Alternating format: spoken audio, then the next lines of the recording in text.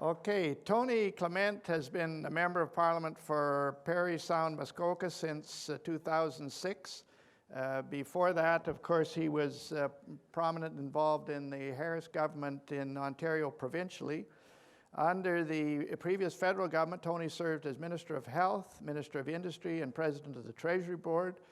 Prior to serving as a member of Parliament, of course, he served in the Ontario legislature for 8 years and held a number of cabinet positions during that time, including there Minister of Health and Minister of the Environment.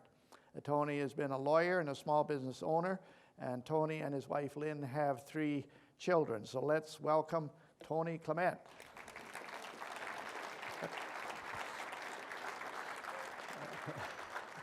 All right, Tony. Great to be on stage with you. Thank you. Thanks. Well, thank you very much, Preston, and I'd like to thank all of you for joining us here today at the Manning Center Conference again, and I want to thank the organizers, of course, for hosting the conference and extending the invitation for me and some of my colleagues to be here with you. It does remind me, Preston, of attending that very first Manning Conference all those years ago. I think we had enough people, we could fit them into a small dorm room, I think, when we started out, and look at what it is now. It's a place where Conservatives can meet, where Conservatives can debate. Absolutely. Can meet, debate, plan a better future for our country, and that has always been the case, and it certainly is the case here today as well. Depuis que j'assistais à toute première conférence Manning il y a plusieurs années, ceci a été un lieu pour les conservateurs de se rencontrer, de débattre et de planifier un avenir meilleur pour notre pays. C'est aussi vrai d'aujourd'hui. My shared history with Preston goes even well back before when these conferences started. Together, Preston and I worked hand in hand with a broad coalition of people to keep the right in Ontario united before the 1995 election. And then we sought to kickstart the Unite the Right movement in the year 2000 when I served as the founding president of the Canadian Alliance. We weren't afraid to move forward then, and we shouldn't back away from our responsibilities as movement Conservatives now. You know, after the election results, many Conservatives worried about the future under the Trudeau Liberals, rightly so.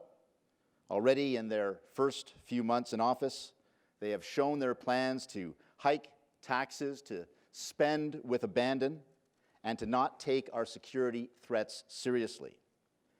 Canadians are learning that sunny ways come with the storm clouds of higher debt, more regulation, fewer jobs, higher taxes, and abandoning our allies when they need us most. But I make this prediction, that Canadians will be ready for a viable and sensible alternative to the Trudeau Liberals in 2019. Yes. But this will only be the case if we get our act together as a Conservative party and as a Conservative movement. As someone who's been a part of renewing Conservative parties twice before, both provincially in Ontario and federally, I know that these next few months will be critical to our ability to put forth the leadership and the plan that will work for Canadians. Renew, rebuild, rejuvenate, whatever words you hear thrown about when discussing the future of our party, we know that this is going to be important. And with the ushering in of this Trudeau government, we do need to reevaluate and adapt to the shifting Canadian political landscape. But this does not mean throwing out the good with the bad.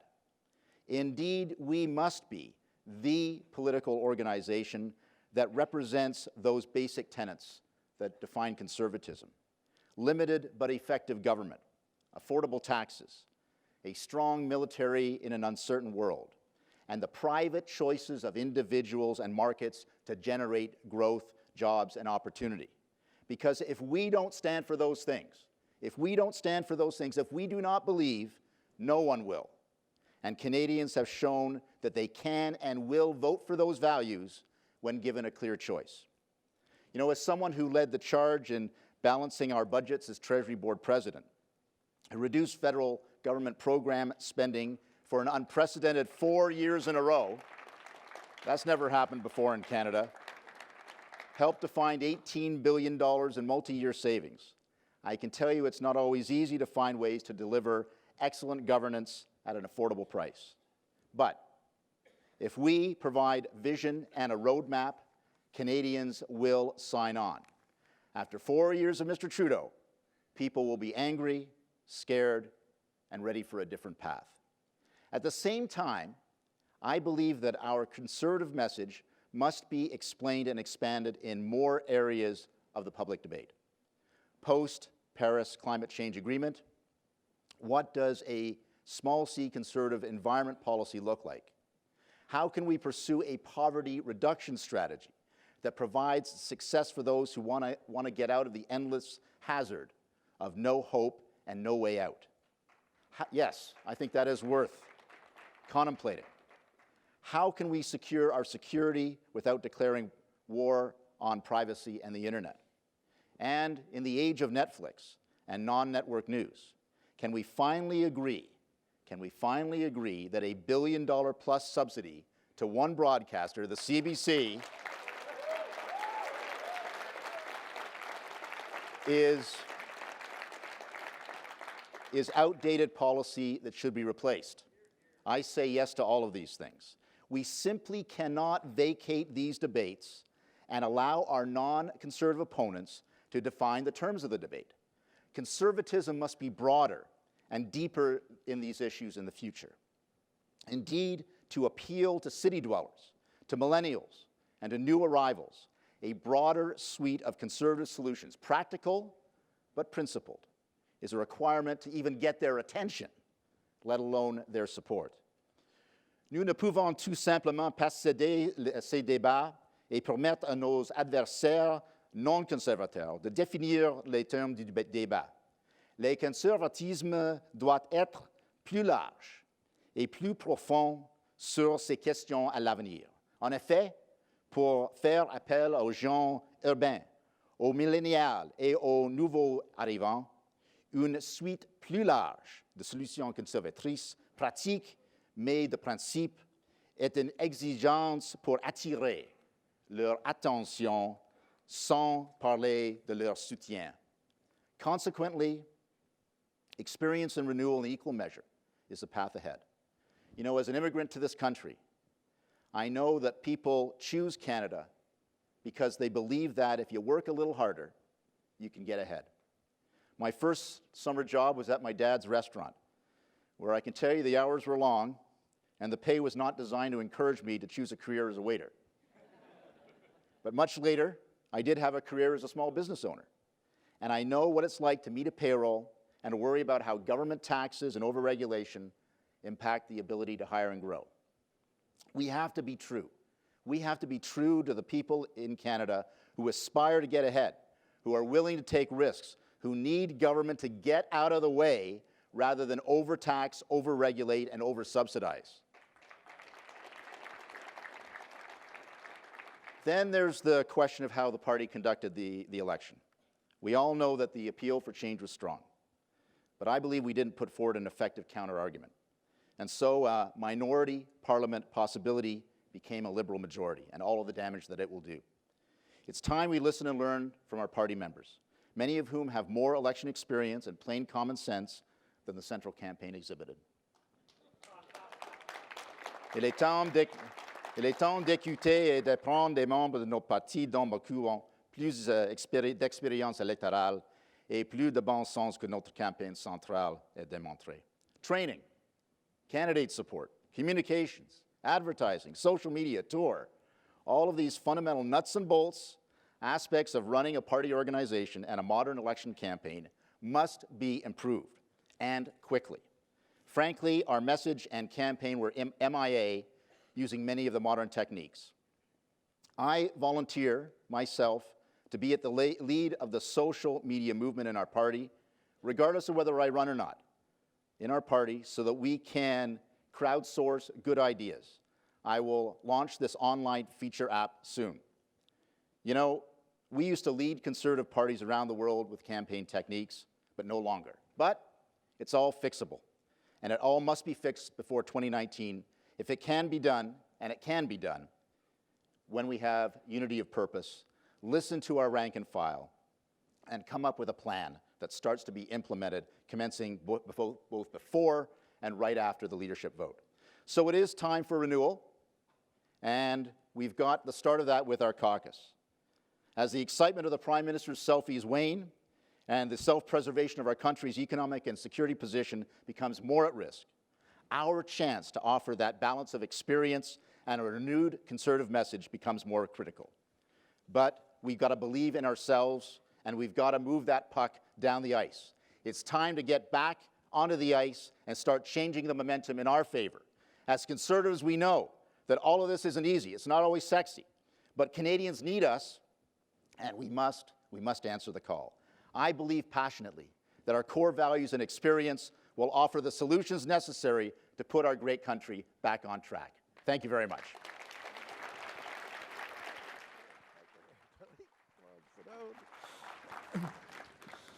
Well, thank you for that, Tony. And I want to get on to maybe a couple of policy things, but maybe first, I think the first time I met you was when Mike Harris and you were going around with the Common Sense Revolution, still in a draft form, and we had just got to Ottawa, and so you've had a lot of experience in actually party building, as distinct from your experience in government. And you've touched on that here, but is there anything more you want to say on what has to be done to strengthen the structure and the processes and the capability of the party itself, apart from values and policies? We can get to that, but just the structure, the organization. Sure, and I know the nuts and bolts isn't necessarily all that the Canadian population cares about, but it's important for us. These people do, yeah. Yes, and I know you do. I think it's important for us. And what I would say is, we're a relatively new organization. You know, this United Conservative Party, we've only been around for 13 years. And so, you know, a lot of the things that we, you know, when we started out are still in their infancy. I think we've got to build up the two-way mechanisms with the party grassroots. We do a good job at party conventions and the lead up to conventions. We've got to do more of that, more conversations with our candidates of record, more conversations with our EDA presidents on a more systematic scale. Preston, I think that's what I would say, that we do these things episodically sometimes. Let's kind of build these institutions within our party. I think we'll be better off for it. I don't think we should be afraid of that. I think we're all Conservatives. As Max said, we're all Conservatives in this room and outside this room that want the best for our country, and we should proceed on that basis. Okay. You, on the policy side, you've been a Minister of Health provincially, and you've been a Minister of Health federally. I've got the scars to prove it somewhere. And of course, health, particularly for a provincial government, health is the number one business of it now, budget-wise, of a provincial government. What are your suggestions with respect to advancing a Conservative position on healthcare and healthcare reform, healthcare financing, healthcare sustainability?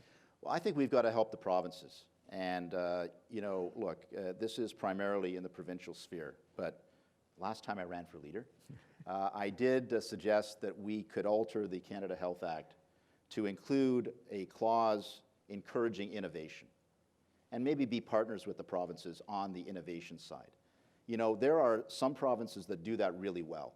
And the province of Quebec does some things that in the People's Republic of Ontario that we have right now, they don't even know the choices that Quebecers have for their health care, which are not available to Ontarians, as an example. So I think that we would do better if we shared innovative practices, encouraged them, because I'm not sure a top-down approach by the federal government to say, this is the way we're going to fix health care for a generation. You know, that was tried by Paul Martin. How well did that go? I don't think that's the answer, but assisting the provinces to innovate is definitely part of the answer. Okay. What about other areas, like, you know, I was saying to Maxime, Conservatives are seen to be strong in the economy, on fiscal issues, things of that nature. Are there other areas, say, even besides healthcare, where you think the Conservative message, particularly federally, has to be strengthened or even rethought? Right. So I'm all in favor of message discipline, and you know, during a campaign, We've got to focus in on key messages, and of course the economy will be key, and safety for our citizens will be key, and that's an important part of any campaign. I think we lost ground, however, because we didn't even try to have communicable policies in other areas where people thought it was important. And I mentioned the environment in my remarks. Poverty reduction. You know, there's a British politician, Ian Duncan Smith, he was here at the Manning Conference, Yes. who made a political career in the Conservative Party of the UK as a British parliamentarian and cabinet minister, focusing in on how to reduce poverty and end the cycle of welfare dependency. And, you know, the UK Conservatives own that issue. Yeah. And yet we don't talk about it. We should talk about it. Why is it only the Liberals and the NDP who care about eliminating poverty in our society? We care. We're compassionate Conservatives. Let's get out there.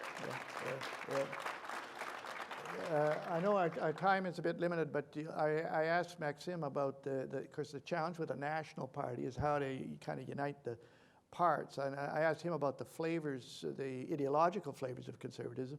We had a panel here last year where we asked people on a regional basis what were the distinctive characteristics of conservatism regionally. And the fellow from Atlantic Canada said tradition. The fellow from Quebec said soft nationalism. The fellow from Ontario, he was from Bay Street, said order and hierarchy. The guy from the Prairies said revolution. And the guy from BC said polarization being at the right end of the pole. Of course, all of these are self-identifying, it would identify as conservatives, and they are part of our family.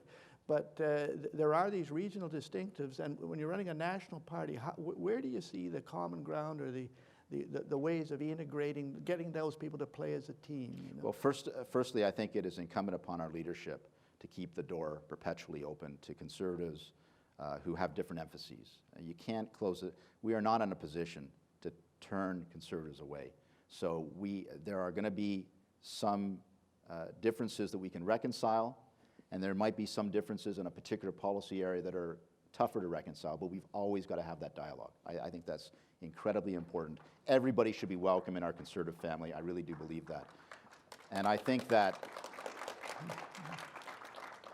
we've got to come up with policies. We always, when we're going towards an election, then focus in on policies that meet the concerns of Canadians. And there will be some that will be of libertarian nature, you know, the future of the internet and the privacy in the internet. Or there might be some that are more social in nature. How do we help social cohesion in our society? We're not just a bunch of individuals, we are also a society. So all of these things can manifest themselves in different aspects of the planks of our platform as we get closer to the election. May I say this about millennials too, because that's something. I was going to ask about that. Okay, well, even better. So much the better. Let me answer it before you ask it. You know, we did a poor job, and we have to do a better job of connecting with the so-called millennials, and I think we can do it. Let me say this. Firstly, it's how you communicate. How millennials absorb information is a lot different than their parents, and so we have to be better at social media and other non-traditional forms of communication than we have been. So that's all fixable. But it's also the message. And let me say this. The millennials that I know, including my kids, all love freedom. They all don't want to be told what to do by government. We've got a tailor-made message to them because we are freedom lovers too. And so we've got to get that message out to them. We've got to have particular policies that resonate with them. And I believe that there is a great constituency in the 18 to 35 year range in our society because we are freedom lovers just as they are freedom lovers. And let's go out there and sell that message. You think that's the way, because you run into a lot of young people that will sort of acknowledge that they're sort of fiscal economic conservatives, but they're socially liberal. And they're kind of watching, are the liberals going to get more fiscally responsible or are conservatives going to get more sensitive to the social side? Do you see that liberty message as the way to bridge that gap? I see it more in issues like freedom on the internet, things like that, you know, we get into trouble sometimes because we care about the security of our population, and I get that. And that's always the balancing act that you have to do. But you have to also respect privacy issues and freedom in the internet issues. I think that's the way in because that's something we believe elementally as conservatives: freedom of expression, freedom of choice, those kinds of things. And we haven't really sold that or positioned ourselves properly on that, but we can do so. And I believe that someone who's internet savvy and who can get that message out is going to be key to our success in the future. Okay. We're running out of time, but you've done some work on the sort of international level with the conservative movements internationally. Are there any particular lessons that you think Canadian conservatives can learn from conservative successes in other countries and some of the associations you've been with? Yes, and I just came back from a conference where we do talk about these things. Here's the sad truth of the matter. We used to teach them. You know, in the last election cycle, these conservative parties around the world, the UK conservatives, some of the, like the Korean Conservative Party that is there, the Senuri Party it's called, the Australian Liberal Party, which is a small c conservative party, they were all asking us for our advice on how to connect with outreach, how to connect with voter contact, all of the things that we were good at, and now they're ahead of us, Preston. They're ahead of us. So we've got to now learn, when we were the ones that they came to for advice, we've got to now seek their advice because they're at the next level. Quite frankly, so is the Liberal Party of Canada. So it's all fixable, but we've got to focus in on these things and start the work now, and then finish the work with the new leader. Okay, recharging the right. You got it. Thank you.